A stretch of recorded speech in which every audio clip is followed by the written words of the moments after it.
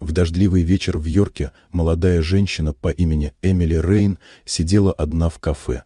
Перед собой она видела лишь нетронутый торт со свечами. Ей исполнилось 32, но праздник напоминал траур. 3 года прошло с момента аварии, после которой она осталась в инвалидном кресле. Отец, владелец крупной компании, настоял на праздновании, но сам так и не смог прийти, работа всегда была важнее.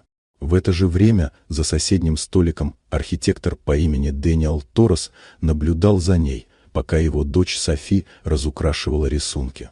Они приехали в Англию совсем недавно, после смерти жены Дэниела, и пытались начать новую жизнь. Девочка заметила грусть женщины и, не раздумывая, подошла к ней. Так состоялось знакомство, которое изменило судьбы всех троих.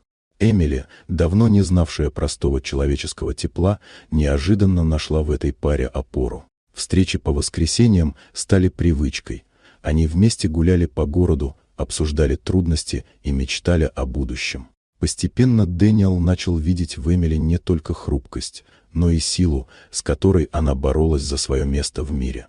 Но отец Эмили, Ричард Рейн, не доверял архитектору-иммигранту. Он проверил его прошлое и открыто обвинил в желании воспользоваться дочерью. Конфликт разрушил отношения, и Дэниел с Софи вернулись в родной город, оставив Эмили перед выбором – подчиняться контролю отца или, наконец, взять жизнь в свои руки.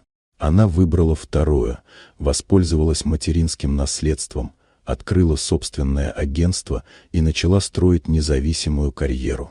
Время и расстояние не стерли ее привязанности к Дэниелу и его дочери. Спустя годы они встретились вновь, уже другими, сильными и свободными.